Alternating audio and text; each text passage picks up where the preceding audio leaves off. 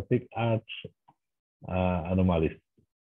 Dan ini ada lagi beberapa item seperti aorta coarctation, patent ductus arteriosus, itu sering disingkat menjadi PDA, right subclavian artery posterior, aortic arch dan on the right, and double aortic arch.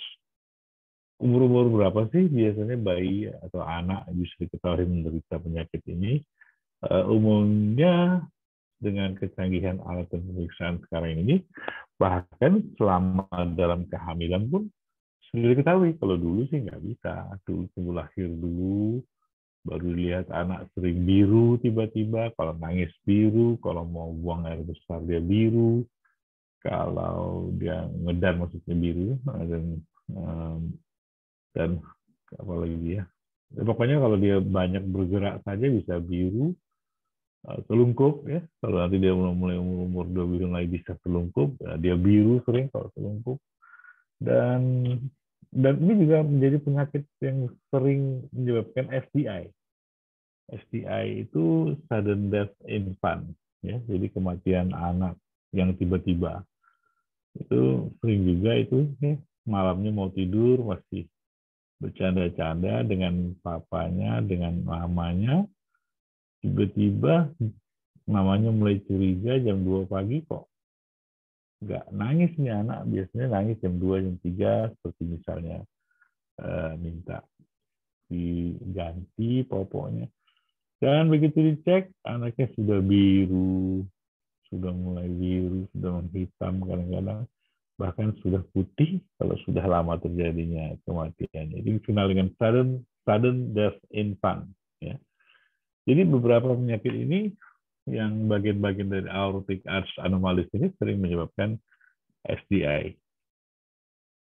Oke, kita lihat kembali, ini sekedar aja mengulang kembali bahwa kita masih kenal kan elastik eksternal itu masih harus kita kenal, dan endotelium dari dinding pembuluh darah itu ini media, kita bagi dengan intima, media, dan adventitia.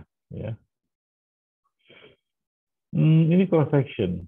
Jadi ibaratnya selang yang dipotong dua, dan di sini juga kelihatan ada benda-benda dari lapisan eksternalnya. Ya. Kemudian degenerative disease, apa tadi yang sering menyebabkan ateroma, arteriosklerosis. Jadi ateroma itu adalah menumpuknya lemak-lemak kuning, ya, lemak lah, ya, dan menempel di intima, di bawah intima seperti ini. Normalnya seperti ini. Nah, kalau arteriosklerosis jadinya itu malah jadi lebih kecil seperti ini. Generalized degeneration media. Jadi secara menyeluruh jadi sehingga salurannya bisa menyempit. Kalau di sini ada something, ada benda, kalau di sini jalannya yang makin sempit. Normalnya seperti itu. Oke, arteri biasanya kita tandai dengan iskemia, terjadinya iskemia, anak menjadi kebiruan, seterusnya.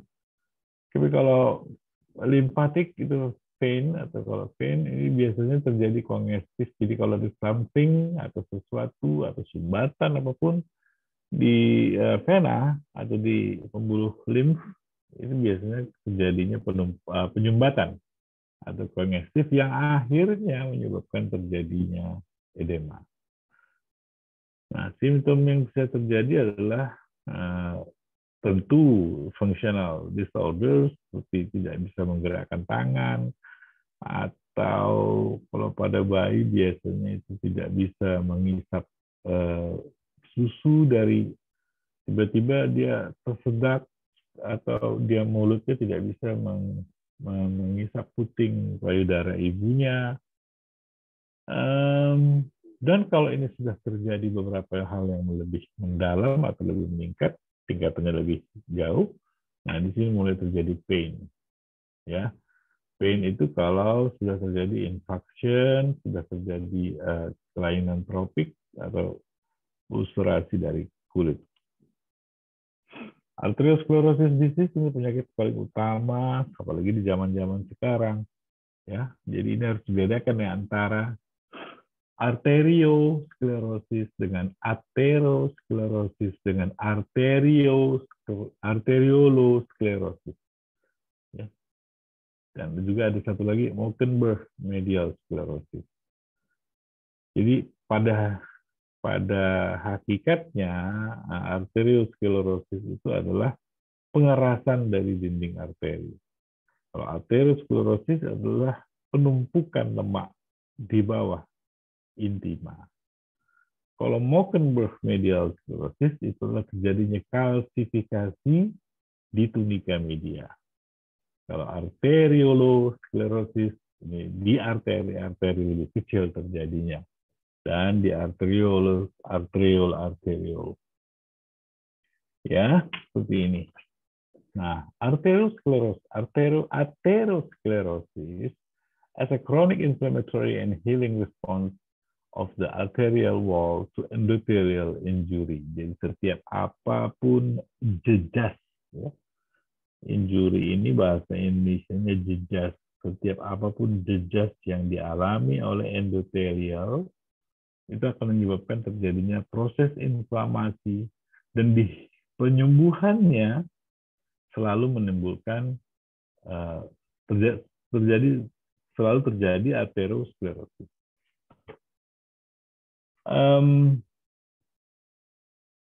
Lesi-lesi yang terus mengalami penambahan atau jumlah lesi yang terus bertambah ini biasanya disebabkan oleh karena 3 hal utama.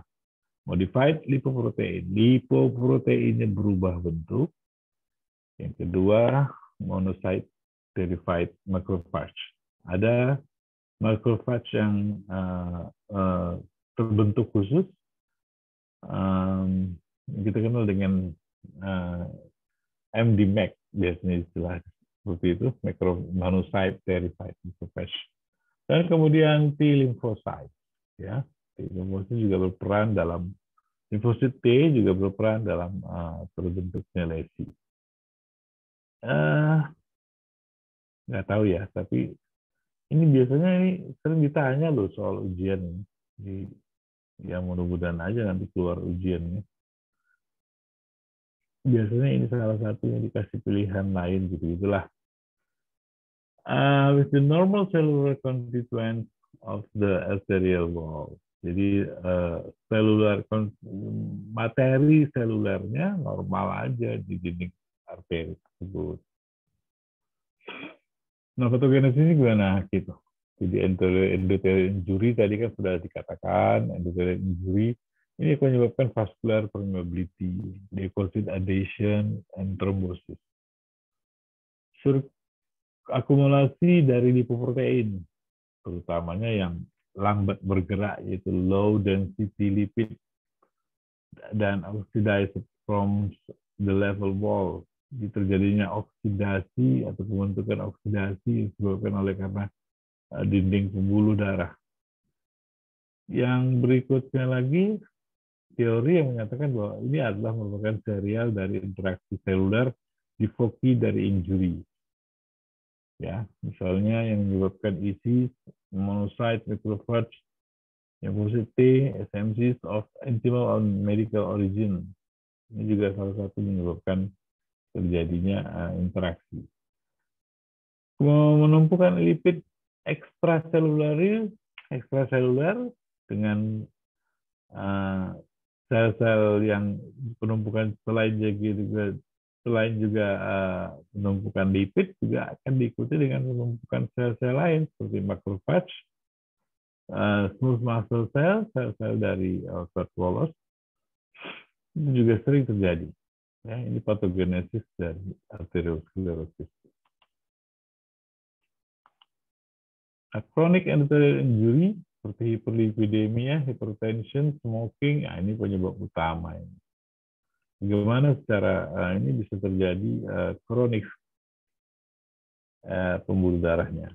Jadi biasanya endothelial dysfunction yang pertama kali, di mana permeabilitasnya akan meningkat Sehingga akan terjadi adesi leukosit.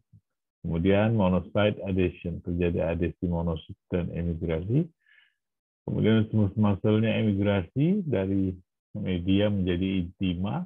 Jadi tadinya harusnya posisinya di intima menjadi di media, kemudian menjadi intima.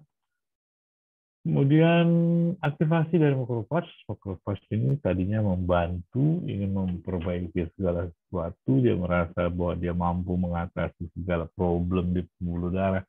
Tetapi nanti ujung-ujungnya malah dia ikut jadi menumpuk bersama lemak-lemak.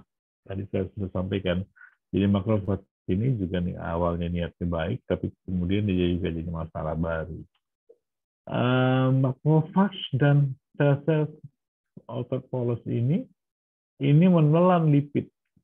Engulf itu menelan, jadi macroscopically ini disebut dengan fatty streaks, ya, fatty streaks. Agak sulit menerjemahkan fatty streaks ini di dalam bahasa Indonesia, tapi ini adalah lipid yang berkumpul, jadi yang tadi menyatu, termasuk juga di dalamnya makrofage. Padahal makrofage ini lipid-lipid itu sudah ditelan oleh makrofage. Tapi makrofage malah ikut tidak bisa diproses lebih lanjut. Photoremolos ini akan menyebabkan mengalami proliferasi, outer polosnya mengalami proliferasi, di mana kolagen dan beberapa faktor deposisi SM terbentuk. Dan kalau dia lipid itu berada di ekstraseluler, kita kenal dengan fibroscape. Fibroscape. Nah, fibrofatty atheroma juga bisa terbentuk, dan fibrosplak juga akhirnya terbentuk. Ya. Ini evolusinya pelan-pelan. Ini bukan terjadi malam ini, besok pagi jadi terbentuk, enggak. Tapi ini proses, ya. Proses ini berlangsung cukup lama. Dan lihat di sini, dari 5 step ini, bagaimana dia engulf, dia mulai menelan. Dia mulai menelan lipid-lipid itu dari si makrofagnya. Ya, kalau tadinya normal seperti ini, tapi ada benda-benda yang lamban jalannya menyangkut, banyak sekali problem ini. Kayak bisa di saluran pembuluh darah ini yang tidak beres, bisa volume darah yang berkurang, bisa pemompaan jantung yang tidak normal sehingga jalan darahnya tidak sempurna, sehingga benda-benda itu akan lamban jalan dan mudah sekali tersangkut. Kemudian bisa oleh karena permukaan endoteliumnya ini yang tidak smooth, tidak licin, sehingga terjadi semacam berlubang-lubang seperti itu, dan tersangkut akhirnya apapun, ya. Oke, dan akhirnya setelah seperti ini terdiri dari kolagennya ada di sini, ada kotoran-kotoran debris, ada limfosit, begini. Sehingga apa yang terjadi? Salurannya menjadi sempit, darah tidak akan mudah lagi lancar karena ada bentukan atau sesuatu yang menghalangi. Ya. Nah, ini hipotesisnya bagaimana prosesnya bisa terjadi seperti ini kira-kira. Ya, antara aterosklerosis lebih kurang seperti ini. Nah, akhirnya karena gangguan terjadinya gangguan flexibility dari endotelium, jadi sehingga ini akan mudah sekali pecah dan keluar. Bukan tidak jarang ini akan keluar, ya. Jadi bayangkan bagaimana kalau ini sampai ke keluar. Ya. Atheromatous plaque. Ini adalah plak yang terbentuk di intima dengan bersamaan dengan atau bertindih atau dengan media yang intak. Nah, ini tadi yang kita sebut dengan fibrous cap. Ini kita sebut dengan necrotic center. Ini medianya. Fatty streak itu seperti ini. Seperti anggap aja seperti keju lah gitu. Ya, seperti keju. Ini adalah penumpukan dari makrofage di intima. Jadi ini bayangkan aorta dengan fatty streak.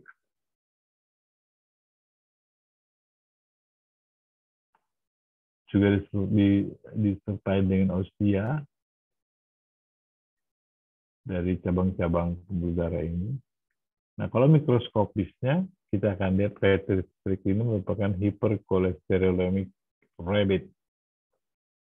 Ya, seperti ini. Yang berasal dari sel. Nah, ini bagaimana terjadi seperti ini? Ya, ini dari terjadi orang yang tadi yang overweight, yang rajin makan Big Mac, makan lemak, sopnya lemak, baksonya lemak. Malah kalau pesan bakso itu selalu pesan nama yang jual tambahin lemaknya ya Mas gitu. Nah, itu udah orang-orang yang bakal menderita kerapuhan pembuluh darah nantinya yang disebabkan oleh karena fatty streak. Apalagi kalau dia tidak olahraga atau dia malas bergerak dan seterusnya. Ini plaknya. Kalau di atherosclerotic plaque, maka bisa terjadi penumpukan seperti ini. Ya, kalau rupture atau retak atau pecah, ini bisa terjadi trombusnya keluar. Nah, kalau yang ini dengan akut coronary thrombosis, di mana terjadi atherosclerotic plaque dengan vokal yang pecah, ini plak rupturnya belum ruptur terusnya sih, cuma sampai udah menembus dari bagian dari intima dan terjadi fibrous cap, dan inilah menyebabkan terjadinya myocard infarct.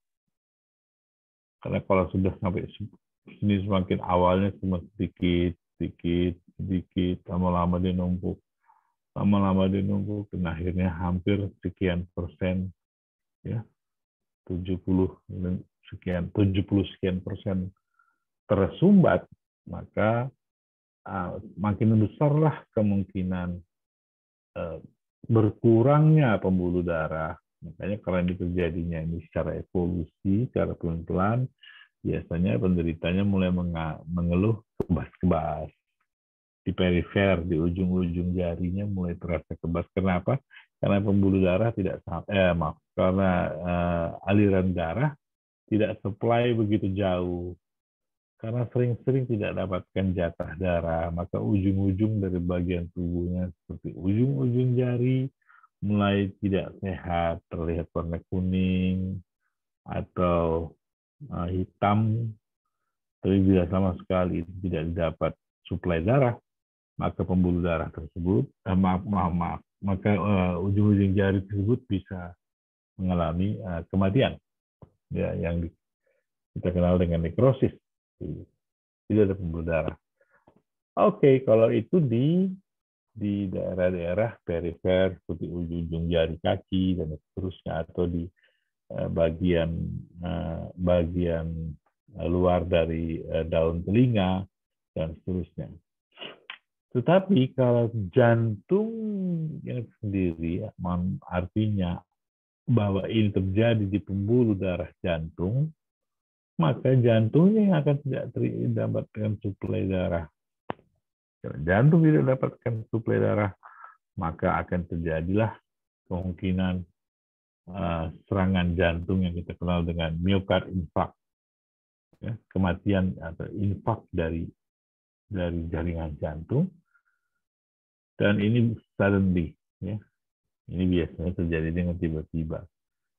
Jadi waktu masih sedikit sumbatannya, biasanya penderitanya menganggap, oh ini dada kirinya sakit, ya, oh mungkin masuk angin, dikasih minyak angin, diurut-urut, dan seterusnya. Biasanya seperti itu. Ya, tidak langsung diperiksakan. Ini apa yang bisa terjadi bila terjadi arteriosklerosis? Bila terjadi arteriosklerosis, maka paling sering utamanya itu adalah terjadinya arteriosklerosis setelah pembuluh-pembuluh darah yang besar yang elastik seperti aorta, karotid, dan iliac arteris ini mengalami arteriosklerosis yang berat. Dan dari ukuran yang besar dan sedang dari muskular arteri, seperti misalnya coronary and polyarterial arteries, ini juga bisa diserang atau dikenai oleh arteriosklerosis ini. Nah, yang utamanya dari arteriosklerosis adalah myocardial infarct, di mana otot-otot jantung akan mengalami infark. Yang sering inilah penyebab dari heart attack. Ya, baru makan, tadi makan sama-sama, habis itu biru, jatuh dan meninggal. Atau cerebral infarction, ini kita kenal dengan stroke. Jadi kalau di jantung dia bisa kena serangan jantung atau heart attack. Kalau dia terjadi di otak, maka kita kenal dengan cerebral infarction atau stroke. Atau bisa juga terjadi dengan aortic aneurysm. Ya. Aortic aneurysm ini juga bisa terjadi akibat dari merupakan salah satu akibat dari terjadinya awalnya arteriosklerosis. Kemudian bisa terjadi peripheral vascularitis yang saya sebutkan tadi, awal-awalnya di ujung-ujung jari aja, tapi kemudian malah satu kakinya ya mengalami gangren. Nah, pada beberapa penderita diabetes, kemungkinan terjadinya arteriosklerosis ini lebih besar. Makanya pada penderita diabetes sering mengalami gangren pada kakinya yang disebabkan oleh karena gangguan kadar glukosa darah, jadi hiperglikemi.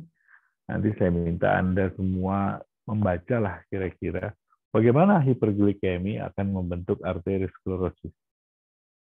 Kalau mau, kalau punya waktu, baca. Cari bagaimana hiperglikemi bisa menyebabkan arteriosklerosis. Nah, itu bisa menjelaskan kenapa orang DM itu bisa sering mengalami gangren pada daerah perifernya, terutamanya pada daerah kaki, tungkai, sehingga harus sampai diamputasi. Gangren itu kalau sudah sampai mengalami secondary infection, sudah infeksi, ya, yang berbau busuk dan seterusnya, itu tidak bisa lagi ditangani dengan baik, maka harus diamputasi. Apalagi kalau terlambat penanganannya. Jadi arteriosklerosis ini paling sering adalah myocard infarct, heart attack, gangguan jantung, lagi mandi, habis makan, biasanya seperti itu. Kenapa? Karena memang infark otot jantungnya karena nggak dapat suplai darah yang bagus. Kenapa tidak dapat? Karena jalannya terhambat. Ya, jalannya terhambat. Pengangkutannya bagus, truk-truknya sudah disiapkan.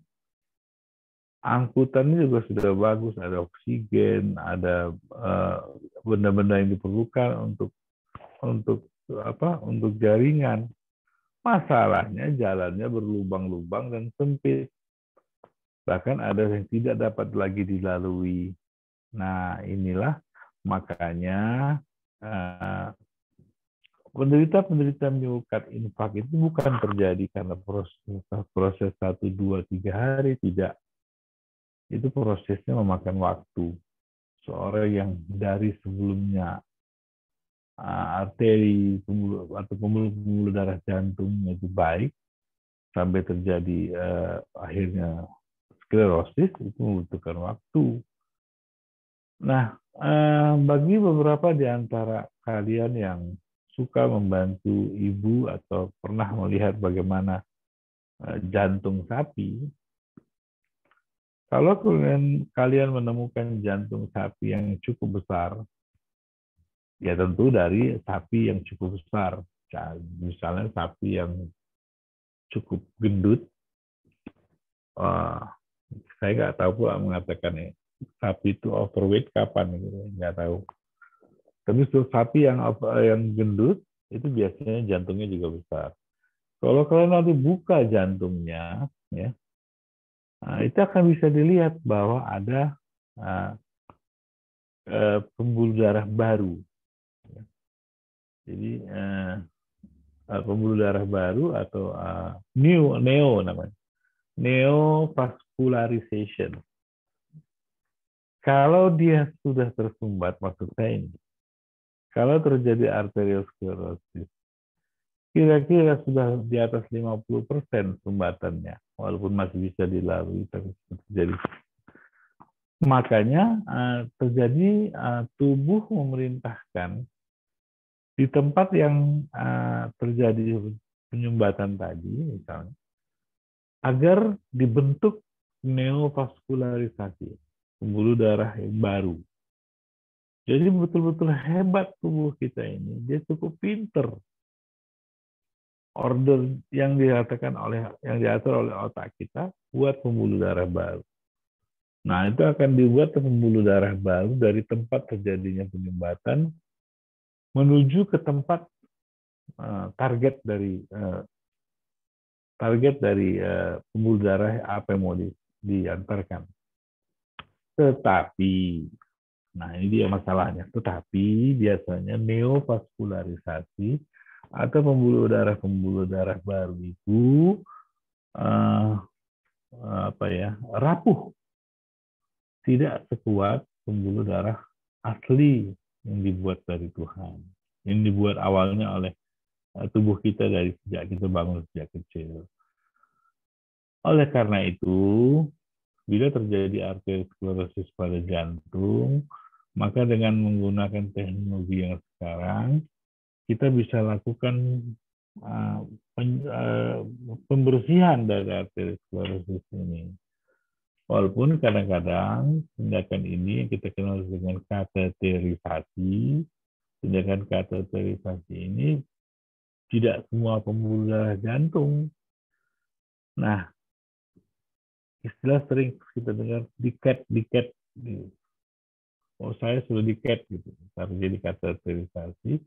Itu sama dengan menyodok, sodok supaya bersih.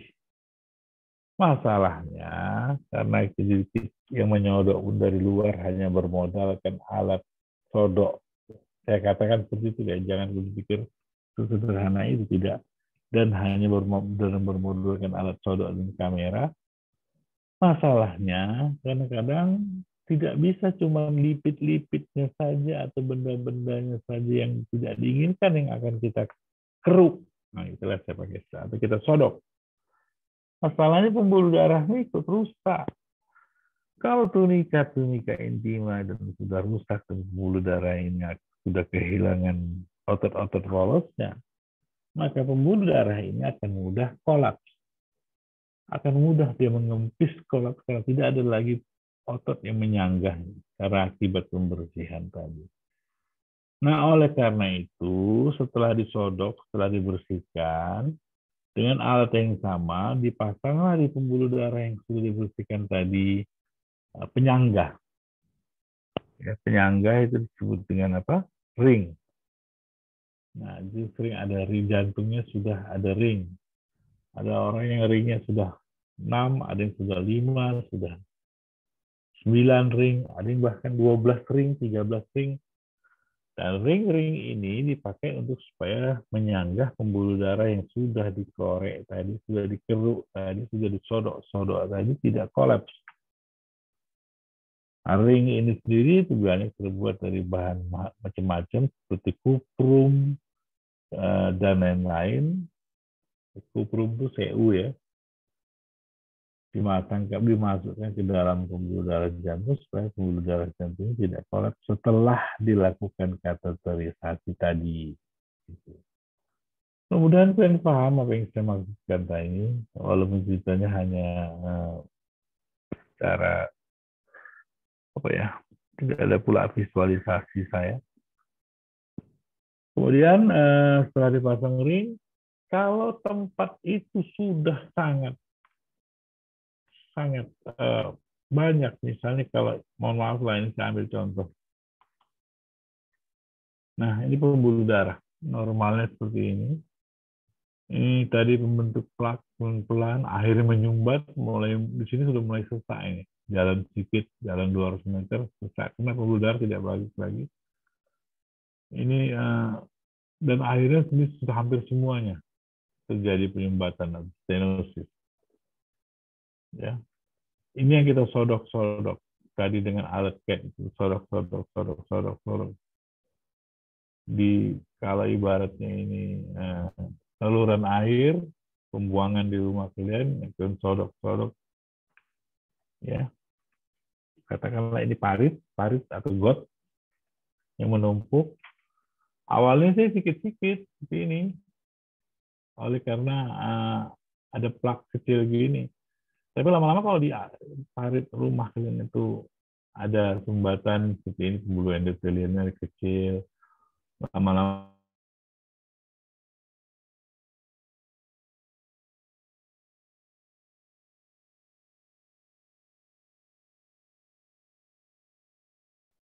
nah ini yang pembentukan trombus yang apa yang menyumbat kalau di pembuluh darah biasanya trombus ya, benda-benda darah ya, apalagi sudah terjadi kerusakan seperti ini LDL-nya tinggi lebih banyak darahnya yang low density lipidnya yang di dalam darahnya sehingga dia bergerak lamban waktu di dalam lumen ini di jalan dia nyenggol ding dung ke dinding pembuluh darah ini.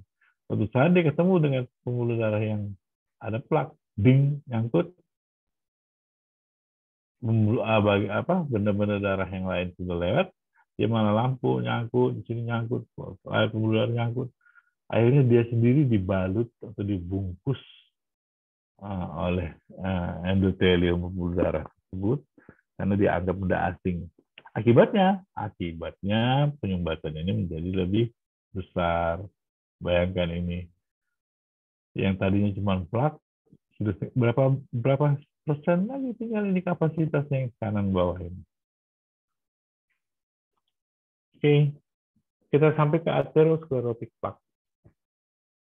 Yang tadi bisa menyebabkan ruptur, bisa menyebabkan aneurisme, aterosembolisme, pemberdarahan sampai ke plak. Ya.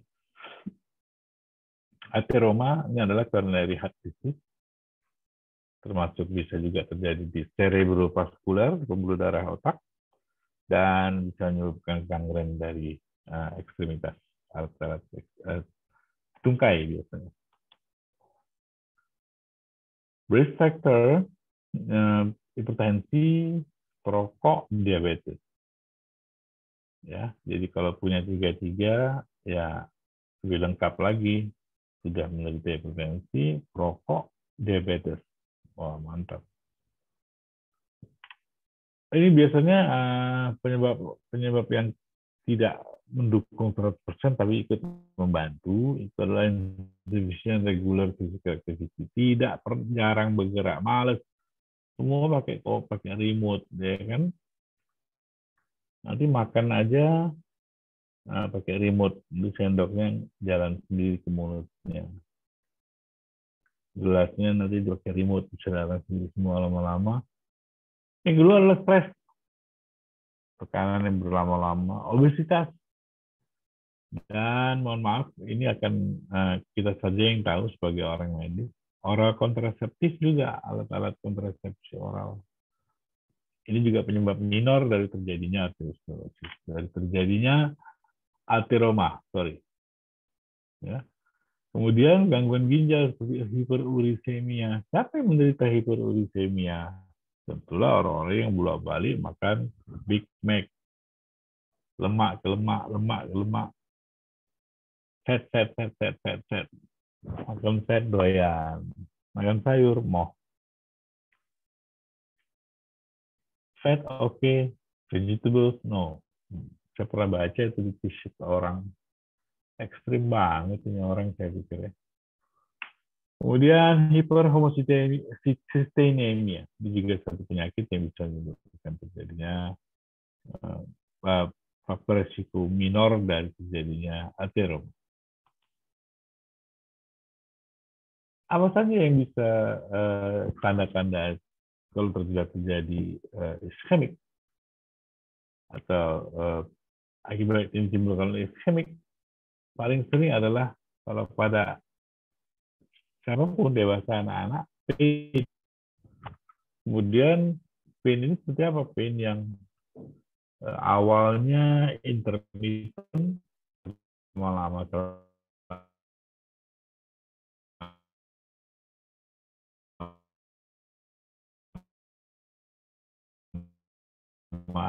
susah pijat kakinya, atau istilahnya sekarang pijat refleksi ya. Mungkin karena pain itu agak lebih berkurang masa pain pada ekstremitas. Growth disorder juga pada anak-anak, jadi yang kita kenal dengan stunting atau anak yang pendek kecil tidak sesuai usianya, yang sampai besar juga seperti itu. Ya, mohon maaf, ini awal-awalnya tidak dilakukan pemeriksaan lengkap, bisa saja dia menderita awalnya itu menderita sakit jantung. Ini beberapa komplikasi dari ateroma, dari atherosclerosis seperti blood vessel circulation, skin ulcer. Jadi kelainan kulit juga bisa nih, skin ulceration. Terus sakit kulit nggak sembuh-sembuh apa ya? Kita kasihan, kita kira anti jamur, udah diperiksa di bawah mikroskop nggak ada jamurnya. Tapi radangnya nggak selesai, nggak baik, nggak sembuh-sembuh. Jangan lupa bahwa kemungkinan ini terjadi atherosclerosis. Nah, tapi bedanya kalau pada skin ulcerasi ini lebih sering pada orang dewasa. Pertama. Yang kedua, bahwa pasti nanti atherosclerosisnya nggak jauh-jauh itu dari skin ulcerasi, dari daerah skin ulcerasi. Nah, Mockernberg sclerosis ini adalah terjadinya penumpukan kalsium di tunika media dan di internal mina hepatica dan arteri.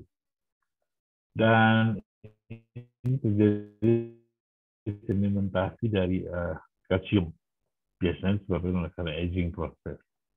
Mockernberg sclerosis biasanya pada orang tua, ya, karena aging proses.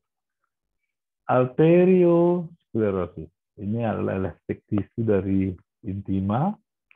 Jadi gambarannya itu di bawah mikroskop itu seperti onion skin appearance, ya, seperti onion like. Kemudian subintimal hialin sedimentasi, dan kita masuk ke inflamasi pembuluh darah. Yang pertama tadi dalam penyempatan, dan inflamasi ini yang paling penting adalah klasifikasinya kalian tahu bisa disebabkan karena infeksi, ya, bisa disebabkan oleh karena penyakit-penyakit imunologi, dan ada yang tidak diketahui. Ini contoh-contoh penyakit tidak diketahui penyebabnya apa. Oke, acute infectious arteritis ini biasanya karena penyebabnya bisa karena arteri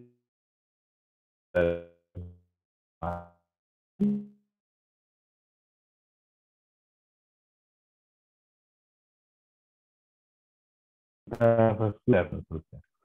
Spesifik arteritis adalah itis dari arteri yang lebih spesifik, misalnya pada sifilis, tuberkulosis, rheumatoid, dan arteritis Datia cell. Ini misalnya bisa inilah yang bisa menyebabkan giant cell arteritis atau temporalis arteritis. Ya, ini spesifik dari arteri khusus ya.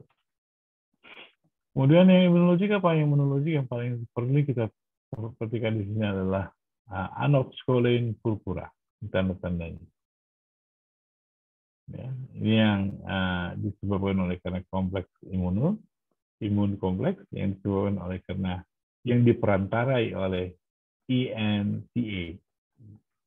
Apa ini NK atau NCA ini? Please search yourself.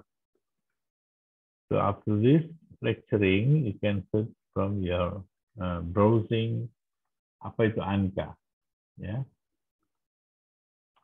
Kemudian imunologik ini bisa disebabkan juga oleh karena yang paling penting di sini adalah Kawasaki, satu penyakit Kawasaki disease, anti endothelial antibodies. Nah, ANCA itu anti neutrophil cytoplasmic antibodies. Udah dibuka rupanya lagi.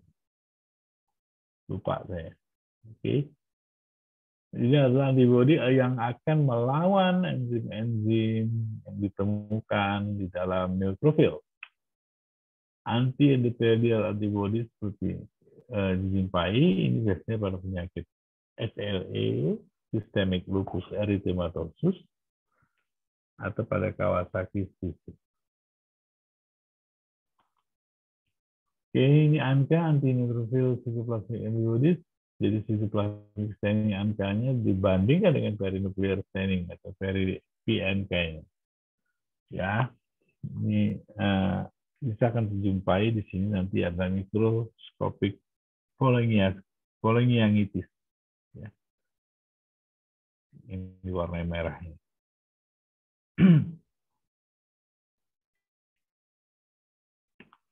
Kemudian klasifikasi dan karakteristik dari imun vaskulitis yang disebabkan karena imun ini banyak perbedaannya, bisa macam-macam ini ya jenisnya. Ya, seperti large vessel vasculitis, medium vessel vasculitis, small vessel vasculitis, dan seterusnya. Large vessel biasanya yang giant cell, hanya sebagian-sebagiannya saja. Tidak penting sekali, tapi minimal kalian pernah dengar. Ya. Ini pembuluh darah misalnya.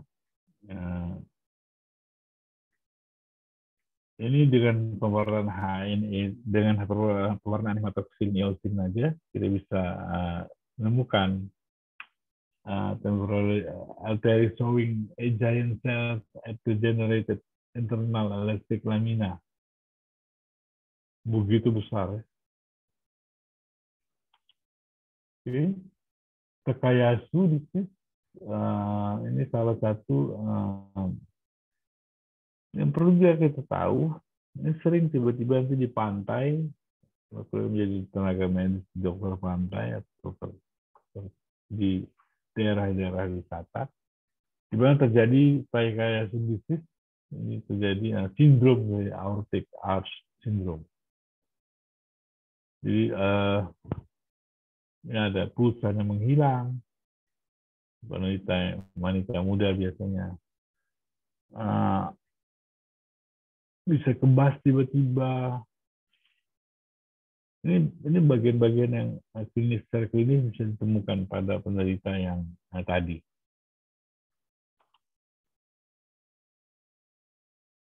Ini mikroskopisnya, waduh. Tapi enggak, tahu. Nanti di praktikum CPS mungkin masih saya nggak ingat lagi. Apakah Takayasu di sini masih ditampilkan nggak di praktikum, sehingga bisa lihat nanti bagaimana mikroskopisnya. Setidaknya tahu apa-apa yang ditemukan di Takayasu. Takayasu arteritis seperti ini. Ada yang bentuknya, ini angiogramnya. Tapi kalau gambaran kasarnya kita bisa lihat seperti ini. Ada penebalan dari intimal. Tebal sekali, ini juga tebal sekali.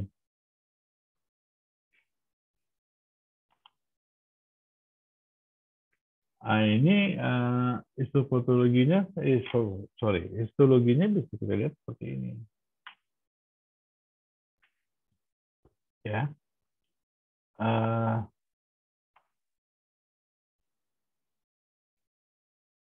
ada giant cell. Nanti di praktikum ini lebih dikejar lagi. Ini vaskulitis pada pembuluh-pembuluh darah sedang. Ini saya katakan periarteritis nodosa. Poliarteritis atau disebut dengan panarteritis.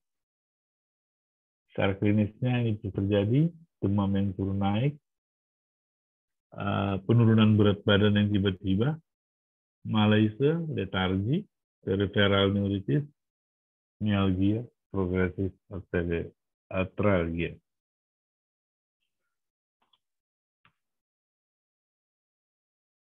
Lebih banyak laki-laki, biasanya yang bisa terlibat adalah ini organ-organ ini di dalam tubuh kita.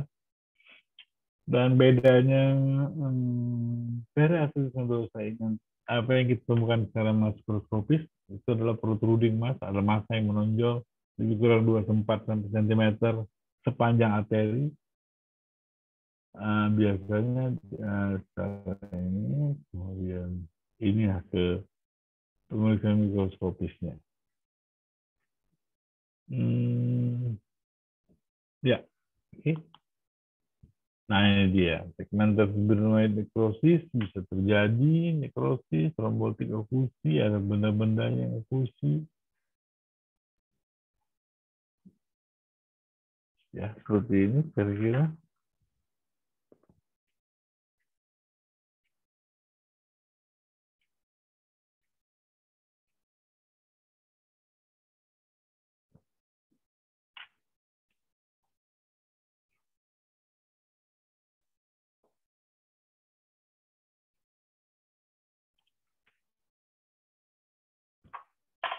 Jadi dinding darahnya yang di dalam ditunjukkan pada tanda panah ini ditemukan ada benda lain gitu ya. Jadi mestinya di situ dia. Bisa akibat dari periarteritis nodosa ini atau bisa luminal obliterasi, trombosis, aneurisma, dan infark. Ini Kawasaki disease yang tadi saya sudah singgung. Ini biasanya mengenai anak umur 4 tahun. Dan diawali dengan demam yang tidak sungguh-sungguh, plus konjungtivitis, oral erythemia, ada skin rash, ada erythemas atau palms di daerah jari-jari dan sole, cervical lymphadenopathy. Itu saja. Baik, kira-kira ada yang mau ditanyakan?